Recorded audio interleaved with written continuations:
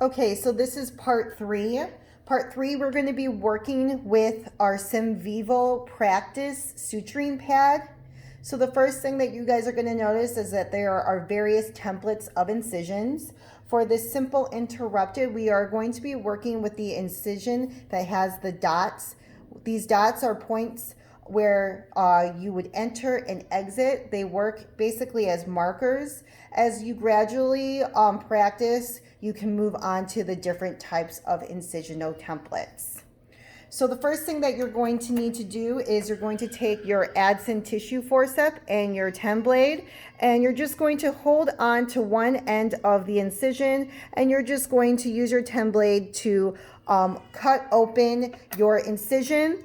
You'll notice from there that this pad represents the 3 layers of skin: the epidermis, the cotton is the dermis, and then you'll see a yellow layer that's going to act as your subcutaneous tissue layer.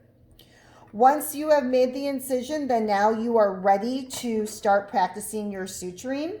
So with your left hand, you're going to have your tissue forceps, and with your right hand, you're going to already have your loaded needle holder. So depending on the size of the incision, if it is a small and medium incision, you typically will start on one end and then move along until the incision is completely closed. However, when you have large, bulky incisions, also incisions that often will be over joints and whatnot, you often will start in the middle, and then you would start on one end and the surgeon would be on the other, and then you would meet right in the middle. Or vice versa, you both would start in the middle and then go along the edge that you are pretty much going toward. So from there, if you are standing here, you often are going to start your point of entry on the skin portion that is furthest away from you. What you notice here is I'm already kind of doing this rainbowing effect. Do you guys see that? With my hand. And I'm going to basically start furthest away. You want to make sure that you eliminate that dead space by getting not only the subdermis, but the subcu. And you want to meet where the other dot is going to be. Now, what you're noticing here, guys, is I'm using my tissue forceps to basically kind of manipulate this tissue. On the right hand, I'm essentially doing this motion with my wrist so that it follows the shape of the needle.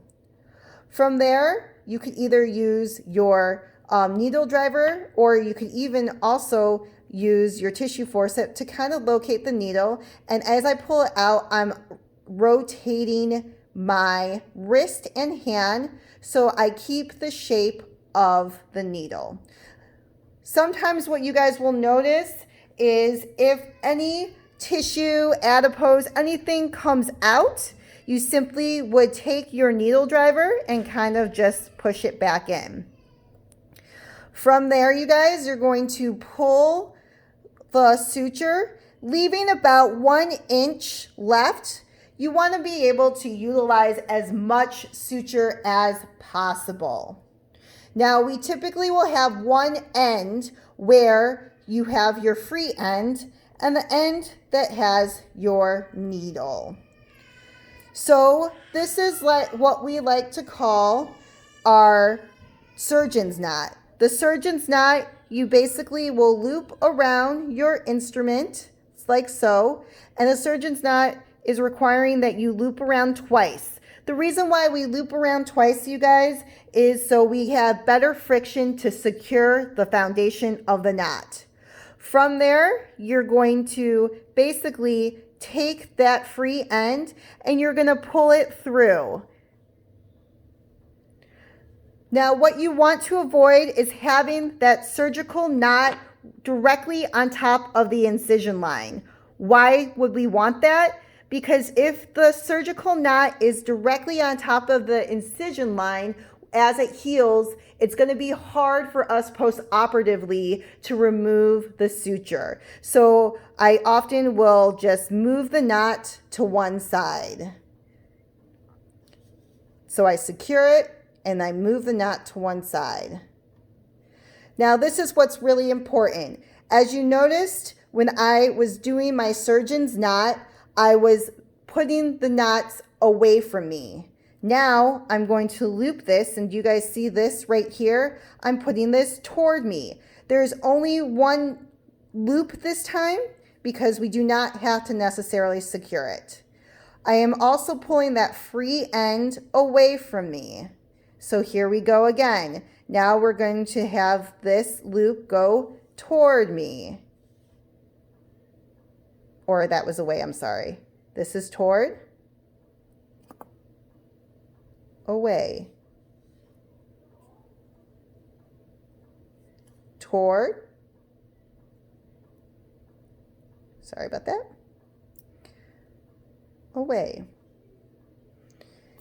Typically, we have between 3 to 4 knots within our actual interrupted suture. From there, a lot of the times you may have a surgical tech help you with cutting. A lot of the times though, depending on what type of case this is, you don't necessarily need the surgical tech in order to cut. So then depending, I like to have about 2 to 5 millimeters of length of what you should be cutting. Now, it all depends on who you are working with, what surgical case you're doing, and the location of the incision. So, moving on, you go the skin portion that is furthest away. You're going to find the location of that needle.